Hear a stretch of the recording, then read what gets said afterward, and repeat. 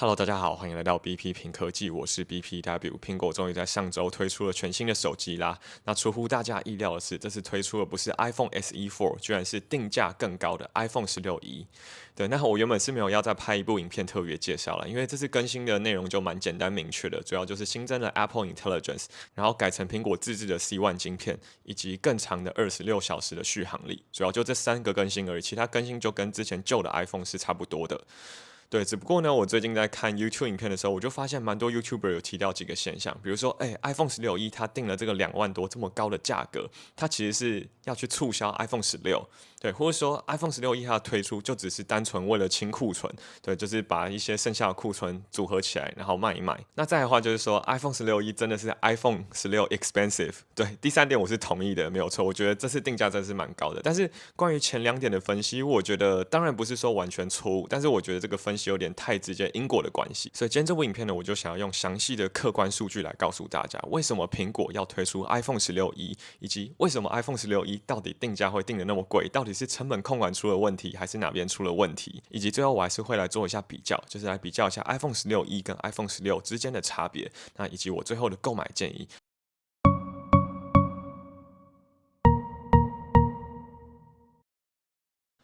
好，首先呢，我们就来告诉大家为什么苹果会选择在这个时候推出 iPhone 16E。对，那其实最重要的关键就是欧盟所推出的单一充电界面法案，它就是要求2024年秋季之后，在欧盟境内所有贩售的电子产品，它都必须要标配 Type C。对，那我们知道苹果在 iPhone 15之后，全部都标配 Type C 了嘛？但是你看，在 iPhone 16E 推出之前的官网上面，还有 iPhone 14，那它就是没有办法顺利在欧盟上面销售的因为它是使用 Lightning 的接口嘛。而且欧盟对 iPhone 销售的这个市场份额其实是非常大的。我们可以看到，在2019年之后，欧盟就正式超越了中国，成为 iPhone 销售的第2大市场，就占了将近1/4的销量。对，所以原先 iPhone 14这个无法贩售的这个缺口，那正好就是由 iPhone 16E 来填补啊。所以大家可以看到，iPhone 16E 它的定价就跟原先在官网上面所贩售的 iPhone 14，它的价格是一模一样的啊。第二个因素就来讲到说，很多 YouTuber 讲到了清库存。对，它是清库存没错，但是它清库存的最重要关键就是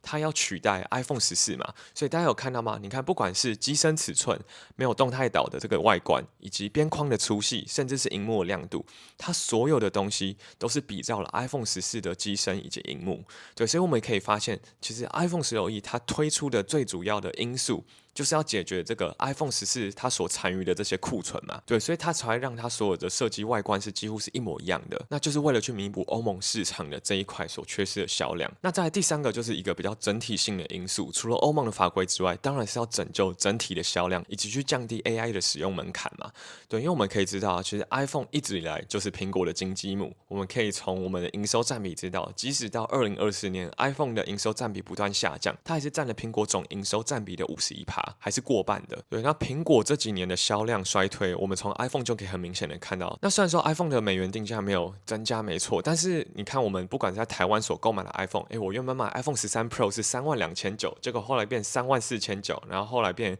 36900，它的价格其实不断是节节攀升的，所以也让苹果可以去推出一个新的产品线，也就是 iPhone 16E，对，就是一个2万出的价格可以去购买。对，那当然最主要的因素还是为了 Apple Intelligence 以及 AI 的推广，因为大家可以看到，现在不管是什么样的旗舰机，都会主打 AI 为目标，对，所以苹果势必也要跟上这个 AI 的市场。主要就是3个原因，第一个就是欧盟法规，然后第二个话就是库存，第3个话就是整体的销量以及 AI，使得 iPhone 16E 它就必须要在2025这个上半年的时间就要推出，然后来弥补这些销量。第二个，我们就要来谈说，那为什么 iPhone 16E 今年卖的这么贵，居然要21000多元？对，那我们先在谈 iPhone 16E 贵之前，我们要先来思考它到底是什么样定位的手机。对，那我们可以把时间回到 iPhone 13，也就是2022年的时候，大家还记得吗？在 iPhone 13跟 iPhone 13 Pro 推出的半年左右，就推出了 iPhone SE 的第3代。当时 iPhone SE 3它采用的就是跟 iPhone 13完全相同的 A15的晶片，当然是比 iPhone 13 Pro 阉割了一个核心，但是它的机身外观是倒退回4年前的 iPhone 8的这个机身。那大家听起来有没有觉得似曾相识？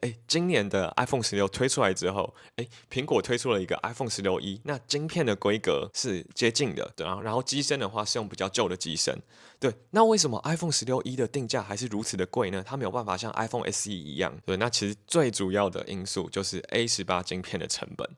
大家知道吗？A18晶片的成本非常高，我们 A18 Pro 晶片它的一颗成本就要135美元，A18晶片即使是100美元，但是大家知道吗？A15的晶片也才45美元而已，所以光是晶片成本就已经成长了超过2倍。苹果通常是把 iPhone 的毛利抓在60%左右，iPhone 16e它的晶片我们估算大约是100美元，荧幕是80美元，相机是40美元。你看，我们光把100加80加40。这样加起来就已经220美元了，对，所以你看，苹果把 iPhone 16e的定价定在599美元，你再加上其他的一些成本，其实基本上它的毛利也差不多是抓在60%左右。如果以苹果定价策略来说，其实 iPhone 16以他们官方的定价策略来说，它就是一个刚好在利润上面的一个售价。对，但是这个售价其实同时也展现了苹果它过往精准的刀法，它反而砍到自己了。对，因为它就是在过往的效能切得太精准了，都没有到8GB RAM。你不可能推出一个 iPhone SE 4，然后有 AI 功能，但是它是使用 A16或是 A17的晶片，因为它就不可能支援 Apple Intelligence 嘛。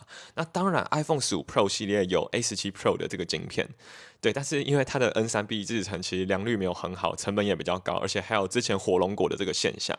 对，所以其实你看，不管要怎么选择，如果我真的要推出一台平价的 AI 手机，我就还是只能选择这个高成本的 A18晶片，最后导致整体算出来成本就是这么的高。那再来讲到第三个，为什么 iPhone 16e 会这么贵的因素，那就要来讲到它的机身以及它的电池。对，我们再回到 iPhone SE 3，它当初推出的销量是非常的好，因为价格很甜嘛，才13000多就可以买到 iPhone，然后它重量非常轻，而且又有 A15跟当代手机完全一模一样的效能。它推出1年之后的销量其实是非常凄惨的。第一个原因就是荧幕太小，对，因为其实现在人你使用大荧幕手机之后，比较不会再转回小荧幕的手机。那第二个因素就是电池是一个非常大的影响，大家知道吗？iPhone SE 第3代它的电池续航力只有15个小时，大家知道吗？iPhone 16e 现在是有26个小时，所以就整整差了11个小时，这么大的差距。对，所以这也是为什么造成后面不管是小机型的 SE 系列，或是后面的 mini 系列，它都已经逐渐消失了。对，因为它就是因为电池的关系，而且你就算使用外接的行动电源，你这样子机身也没有比较轻啊，还是很重。其实大家最重视的还是本身的续航时间，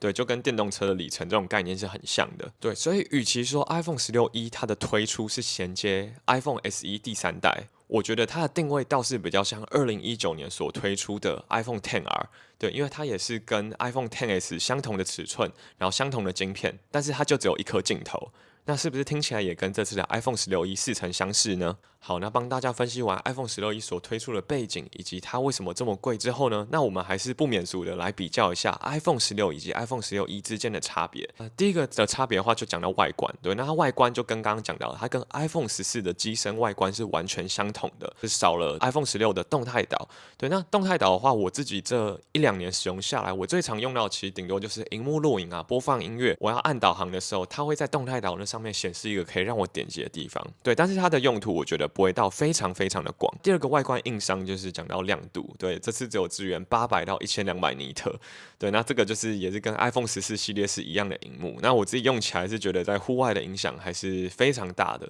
对，所以这部分大家就要自己稍微斟酌一下啦。再来外观第三点就是讲到 MagSafe。MagSafe 的话，我觉得没有磁吸这件事情倒是没事，就是你自己去买个铁环或是买个磁吸手机壳就可以了。但是重点是它的无线充电速度居然只有7.5瓦，这根本不会让我想要用无线充电为我的手机进行充电啊。好，那在第二个部分就来讲到相机的差异。对，那 iPhone 16e 这次就是搭载了 iPhone 15 Pro 的主镜头，那也就是跟 iPhone 16的主镜头也是一样的。硬体虽然是 iPhone 15 Pro 的主镜头没错，但是它的录影资源的等级居然只有到 iPhone 12的等级。为什么我会这样说呢？第一个是它只有支援光学稳定，它没有可位移元件稳定。那接着第二个的话就是它没有支援电影模式、微距模式、动作模式以及空间录影，就回到这些软体的等级。对，那关于这4个模式的缺失，我觉得对我来说最重要的就是电影模式跟微距摄影。大家知道吗？有电影模式跟没有电影模式真的是差非常的多。比如说大家现在也可以看到我现在的影片当中就是有背后景深的一个效果。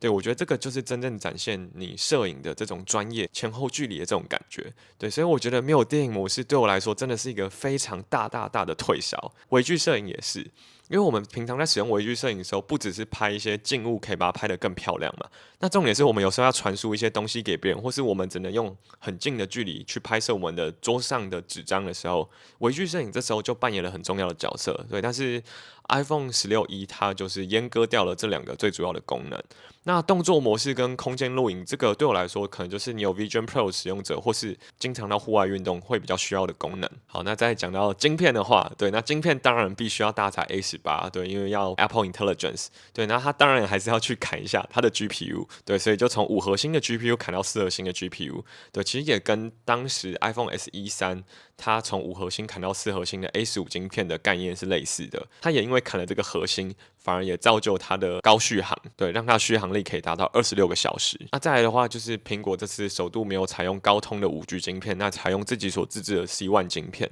对，那它主要缺了几个功能，就是它没有了毫米波，对，但是毫米波主要会在美国受比较大的影响。那再来的话就是超宽屏的这个功能，其实 iPhone 11之后都有超宽屏，那 iPhone 16e 它就没有了。对，那超宽屏它就是一个空间感知技术，比如说，像是你的 AirTag 啊，或是你的手机的 Find My，它就可以去更精准的去找到这个空间以及它的位置。对，那还有低功耗的这个传输协定，它也是没有支援的。电池的话，刚刚就讲到了嘛，对，它续航力就是超越了 iPhone 16以及 iPhone 15，对，那也是媲美我现在手上这一台的 iPhone 16 Pro，它达到了26个小时，只不过它充电速度最高就只有支援到20瓦，对这个电池容量来说是还可以接受的。对，所以你看这个差异真的是非常快就可以介绍完了。对，毕竟这个就是一台更平价的手机，所以并不会有什么太多突破的亮点嘛，只是把一些旧的功能再跟大家复习一次而已。好，那在影片最后就来跟大家讲一下我对 iPhone 16e 的购买建议啦。那总而言之 ，iPhone 16e 它其实就是一台晶片有达到 AI 的最低限度，但是其他的外观、相机它都是砍到最低的一台手机。所以如果你是第一种有预算考量的人的话，你又想购买全新机，那你基本上就只剩下 iPhone 16e 的这个选择了。对，因为它的价格已经是最便宜了。对，但如果你是比较不在意二手福利机或是其他比较旧产品系列的人的话，我很推荐 iPhone 15 Pro。对，它有非常高规格的相机，重点是它也有支援 Apple Intelligence。不过唯一的小小缺点就是它比较容易会发烫一点。对，那第二种人的话是你如果很在意续航力的人，这时候你就不一定要去购买大机型，比如说像是 Plus 或是 Pro Max 的手机才可以拥有这个高续航力。你购买 iPhone 16e 就可以享有这个高达26小时的续航力。那如果你是第三种，你很喜欢拍照或是很在意拍照的人的话，iPhone 16e 它本身的主镜头是不错的。如果你要讲到录影的话，我觉得 iPhone 16e 就没有这么适合。就像刚刚讲到的，它没有可位移的元件可以去保持你摄影的稳定，然后它也没有电影模式，对，所以你没有办法去拍出很专业、很有质感的影片。那如果你是第四种人，想要更专业使用 iPhone 的人的话，那我也没有很推荐你使用 iPhone 16e，因为 iPhone 16e 它只有支援 USB 2.0，对，那你可能要去购买到 Pro 系列才可以支援更快的 USB，支援 ProRes 的格式或是 RAW 档。对，那 iPhone 16e 适不适合玩游戏这一块，就等到我们要实测的时候才能知道啦。那第五个就是你单纯想要使用 AI，那 iPhone 16e 就是目前最好入手、最低门槛 Apple 系列的 AI 手机。好，那用途之外，那我们来讲到机型。那如果你是 iPhone 12以前的人的话，那我非常推荐你今年可以去换 iPhone 16e。对，因为它不管是续航，不管是相机，不管是晶片，一定会非常有感的提升。对，但是如果你是 iPhone 13系列以后的人的话，你换掉16e，非常大的硬伤就是相机，不止少了一个镜头，还有我刚刚所有讲到的相机的缺点都会发生。但是除了相机之外，它的其他优点，例如效能，例如晶片，例如电池，它所有的东西都是有所提升的。那如果你是本身就已经使用最平价 SE3的人，那想必你一定是很有预算考量的人。对，那建议你可以再观望一下 iPhone 16e 它后面价格的变化，或许在经销商有机会拿到更便宜的机型。好，我们回到影片的一开始 ，iPhone 16e 它到底是不是定了一个很高的价格来促销 iPhone 16呢？那我觉得结果不然，其实21,900的价格跟29,900这高达8000元的价格，它还是可以切出非常多从 iPhone 12之前的用户以及非 Pro 系列的用户来换到 iPhone 16e。对，所以它就是除了 AI 功能以外，其他功能都维持最基本的一台 iPhone 16e。那在影片最后，想要跟大家讨论一件事情，就是大家觉得 iPhone SE 系列还会出现吗？还是未来一系列就会成为 iPhone 每年推出的一个项目？比如说 iPhone 16E、iPhone 17E，一直到18E、19E、20E，iPhone SE 399美金的这个销量不佳的惨痛经验已经发生了嘛？那相比于每年推出一个599美金的一系列，那一定是后者会比较赚钱嘛？那大家觉得苹果有可能会这样子操作吗？那欢迎分享你的想法，在留言底下告诉我哦。那我们就下支影片见，大家再见。